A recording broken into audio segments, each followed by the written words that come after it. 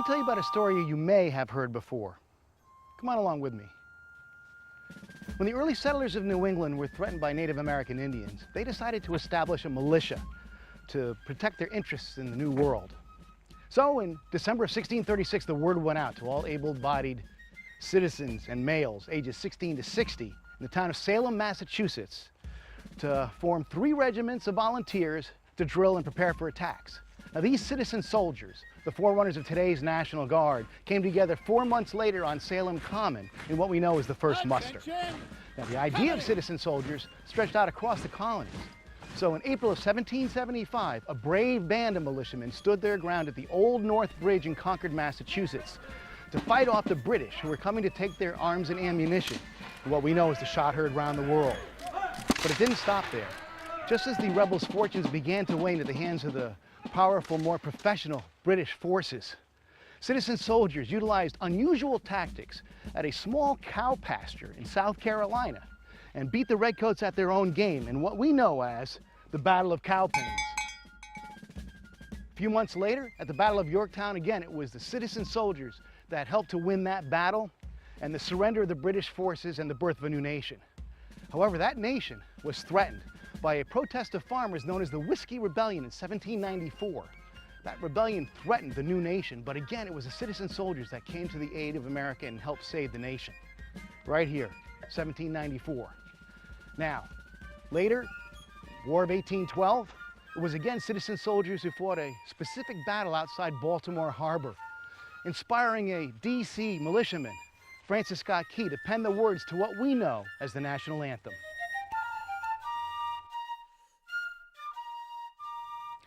As the nation grew, so did its citizen soldiers who traveled thousands of miles as war broke out in the Rio Grande country of Texas in the 1840s. With victory in the Mexican War, the country now stretched from the Atlantic to the Pacific. But by 1861, the country was at war with itself. Southern states seceded and utilized their citizen soldiers, as did the North, to wage war upon one another. Through this civil war, the Union, with its militia, would persevere. Now, the country then moved westward with the construction of a national railroad, creating vast settlements along the way.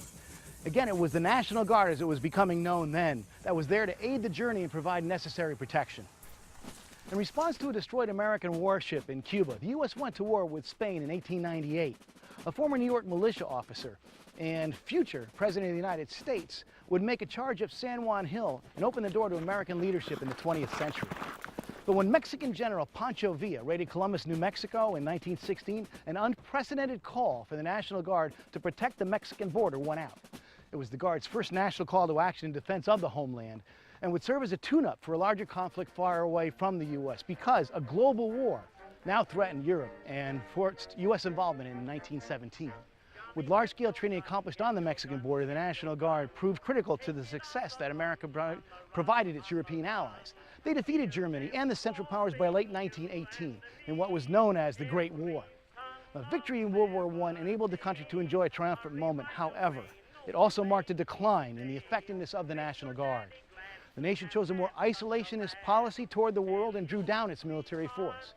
However, dark clouds were brewing both at home and abroad. After Europe fell to the Nazi war machine, the United States awoke from its slumber. The National Guard needed to be energized through large-scale training maneuvers, which it did in the South. Now, although the majority of World War II was fought on foreign soil, a key Allied victory took place in the Aleutian Islands of Alaska.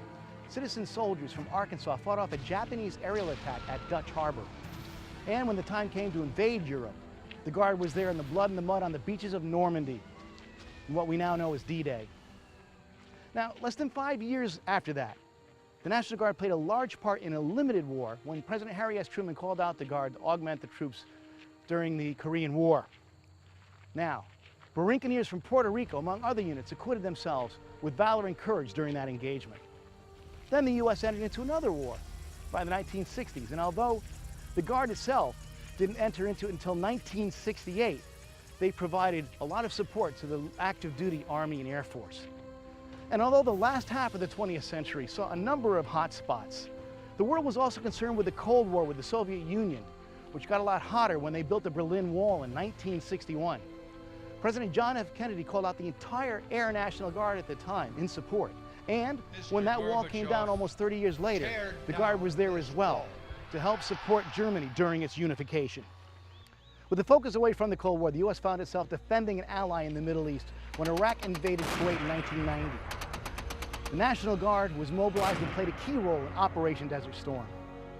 Just 10 years later, the United States suffered its worst terrorist attack when terrorists commandeered 4 jetliners, flew them into the World Trade Center, the Pentagon, in an aborted attempt in Shanksville, Pennsylvania. America was under attack, and the National Guard provided the first military organization both on the ground and in the air in New York City. And to this day, the Air National Guard flies combat air patrols over New York and Washington. In late 2001, the U.S. responded with a multi-phase force to Southwest Asia to root out the terrorists. Operation Enduring Freedom saw Guard units in support of the global war on terrorism. Now, the war on terrorism continued in 2003 as President George W. Bush sought to stabilize the Middle East and to keep the terrorists from expanding their base of operations. Now, Operation Iraqi Freedom saw an expansion, and it saw the National Guard provide almost 50% of the boots on the ground during that operation. The new millennium brought with it a new distinction for the National Guard, from strategic reserve to operational force. Citizen soldiers were also called upon for an unprecedented amount of domestic missions all across the U.S., just as they had in 1636.